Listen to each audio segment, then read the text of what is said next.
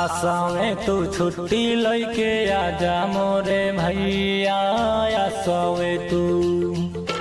आशा में तू छुट्टी लैके आजा मोरे भैया। आशा में तू आइल राखी त्योहार गाने सारा संसार तू भूलैहा ना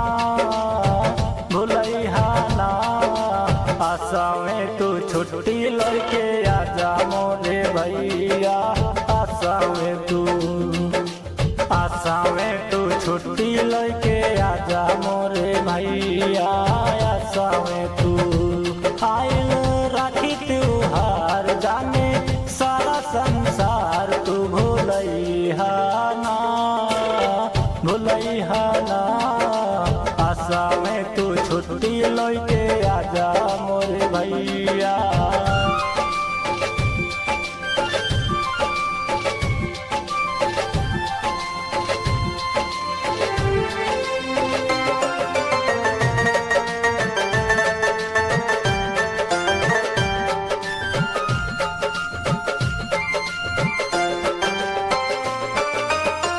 भैया तो हर छोटकी बहिनिया देखली रोजे राह हो।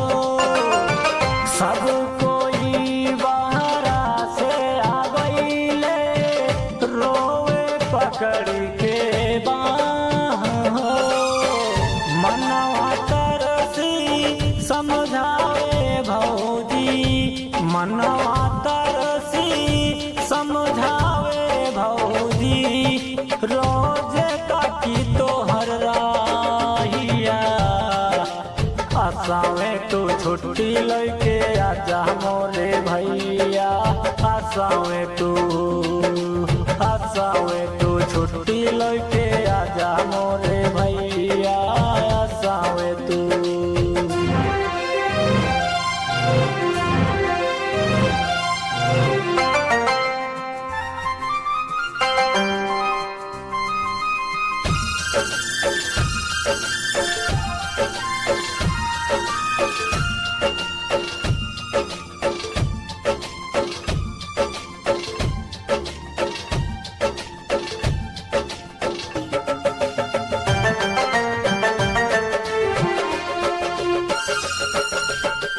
वादा कई के गईला तू भैया। तोरा न बहिनिया के आस हो। गांधी मुन्ना रामू निषाद रहेले सब कोई उदास हो। सोहनलाल भाई सुनी बकलाई, रोहित भाई सुनी बकलाई।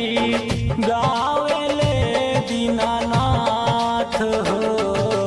आशा में तू छुट्टी लैके आजा मोरे भैया। आशा में तू राखी के बंधाई हम ले बैना रुपैया।